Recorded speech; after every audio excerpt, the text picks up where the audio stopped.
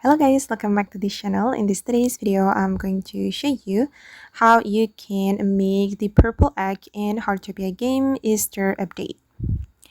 Okay, let's get into it guys. First of all, you need to have the recipe and you can buy the recipe from this event, Revival Hymn. Go to the exchange store and you're going to buy the egg food recipe. Once you have this recipe, go to your stove and I'm going to show you the ingredients for the purple egg.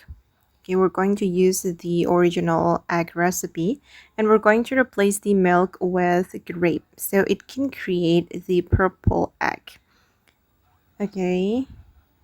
And for your information guys, so we can unlock the grape seed after we reach level 7 in our gardening hobby.